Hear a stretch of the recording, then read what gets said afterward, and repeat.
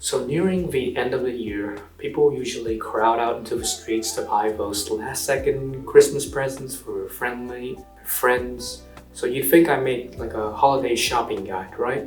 Nope, I'm just as blind and as broke as you all are. So I'm out there in the rat race too, which is why I decided to go to E-earphone, basically Japan's premier portable audio capital.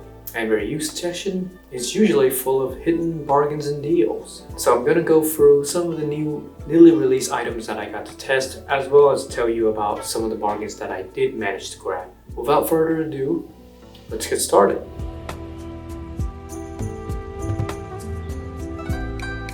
So the first thing that I tried was the new Final Audio ZE8000 True-Wise earphone. From that name, you'd think it's like a wireless version of the flagship A8000, but nope, that is a code.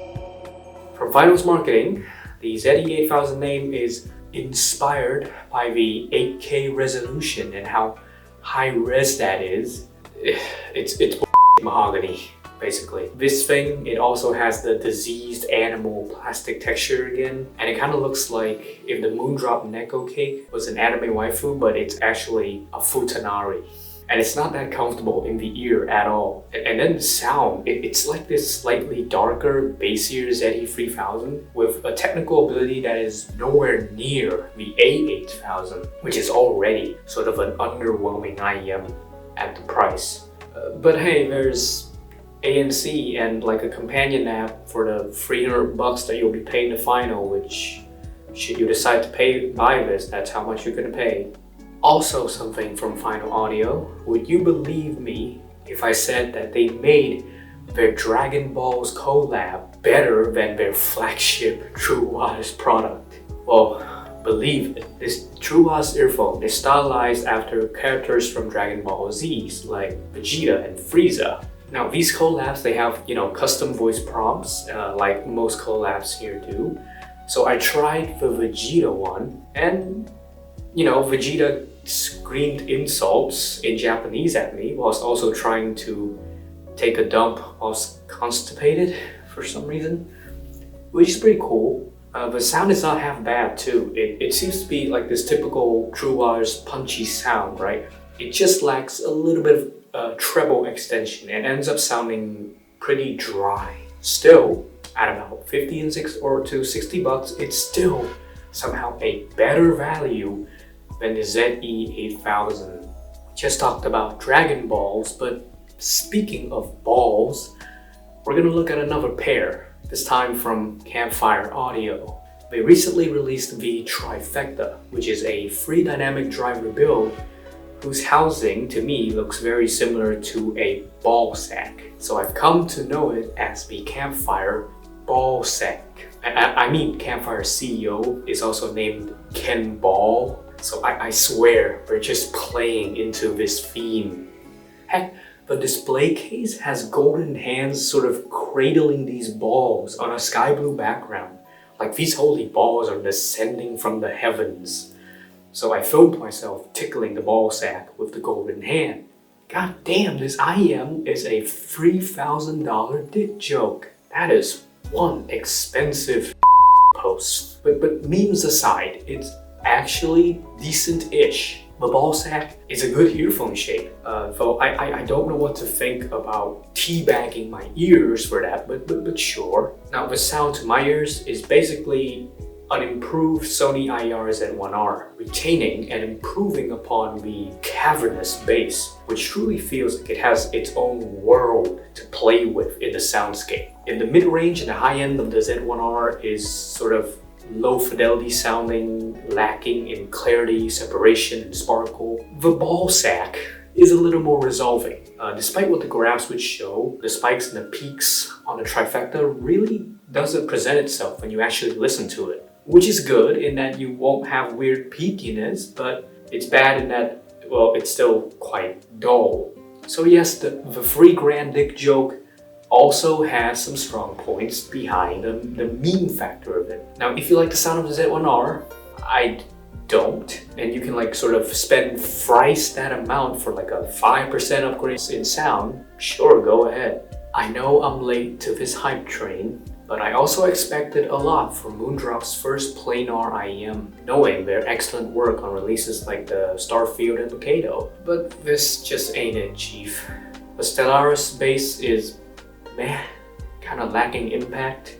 Its mids are unfocused, and the treble has some like weird shrillness going on, roughness, with micro details kind of being warped and not as present as I would hope it to be. The Stellaris paint job is gorgeous, but its sound is anything but. I'm glad I didn't blind buy this. Going to the Dunu Talos with a 2 BA 1 planar build and a switch to turn off those BAs. So basically, with the balanced armatures off, you get a slightly warm, energetic sound with good technicalities, though I would say it's still maybe slightly behind the 7Hz Timeless. The walk-looking treble is pretty bad on the graphs, but pretty alright in real life actually. A little shrill, but nothing egregious.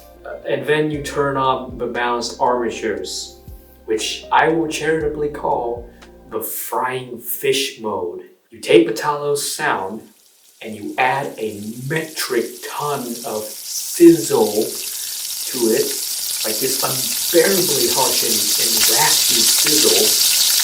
Ugh. Dunu, you should just rip out those balanced armatures and take out the switch, make like a Talos Lite or something and sell it at like the Shure S12's price. I think if you do that, you'll get a really good release. But if you buy the Talos right now, don't even bother with the balanced armatures. So from my catalog of reviews, I guess you'll probably see that I don't really cover headphones. It's because I prefer using IEMs. But in E-earphone, I saw just a bunch of bargains that I really couldn't resist. I couldn't stop myself from just grabbing it. And it was Christmas. Now, the Audio-Technica MSR7, it kind of holds a special place in my heart. It was a headphone that I dreamt I could buy when I was younger, but couldn't because I didn't have the money. So seeing it at a really good price, my nostalgia boner kicked in and I just had to grab it. So what's the catch for the good price? Well, as you can clearly see, the headband, it kind of looked like a dog chewed this thing and then spat it back out. It was flaking, it was falling apart as I was holding it in my hands. So I took it home and I basically peeled off all the pleather bits and I had to wear a mask lest I breathed in these fine flakes. But even with the brown parts removed, the inner fabric still held on to the finer flakes that you couldn't really rub off. So my crack shack engineering senses kicked in, empowering me to, as you can see, wrap 2 masks around it as a headband and kind of shielding me from the flaking. Yes, it looks like crap and I have to wear a mask whilst using it, but finally, my dream was fulfilled. The MSR7 is as nice as I remembered it. It's got this really forward mid-range presentation with the upper mid emphasis, typical of the Audio-Technica house sound, and it's very good at detailing as well. I mean, sure, there's probably better headphones nowadays, and there's even the MSR7B, but I still love the looks and the colors of this MSR7, even if right now it kind of looks like someone who had brain damage and has to have their head bandaged. Another deal of headphone that I managed to grab was these Sony MDR-1RMK2s.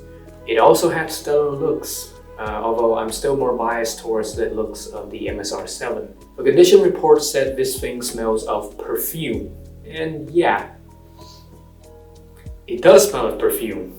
I guess it's pretty lucky that the owner of this wasn't a sweaty guy. Or maybe it was a sweaty guy and that he just wore perfume. I don't know, and I don't want to think about it. Now, the headband, it suffers from the same flaking as the MSR7, but Sony's pleather flakes are a little harder to take off. I probably lost 10 years off my lifespan just inhaling these flakes in, but hey, a bargain is a bargain. This time I wrapped the headband in the same bubble wrap that the E-earphone staff wrapped this headphone for me to take it home, in lieu of a box. So I'll probably do the same thing for the MSR7 later. Now, when you hear Sony, you think muddy fart bass with their extra bass products. But no, the 1R is actually comparatively balanced, actually. Bass is not its strength, but rather this slightly warm mid-range with good detailing and a nicely extended treble. If the NSR7 goes sort of all in with the upper mids, the MDR-1RMK2's upper mid-range is emphasized, but not to such an extreme extent. It leaks noise a lot for a closed back though, almost matching noise leaking of open backs. Well, that's been my Christmas, and I think I had a good time. As we approach 2023, I hope that this channel will continue to grow, and I sincerely thank you, all of you, for your continued support. Here's to another year of this audio hobby. Woo! But yeah, as usual, I'll leave the links to the music I use in the description, as well as the links to my Patreon where you can donate to me, support me so that I can actually get the funds to bring in more stuff for review. Thank you to the patrons for your support. Like the video if you like it, subscribe if you want to see more of this content. If you have any questions, any suggestions, anything you want to add, please by all means participate in the comment section. Hit the bell button so that you can get the videos into your feed. And if nothing else, I wish you a bit of a late Merry Christmas and a Happy New Year. This is Lumerion, signing off.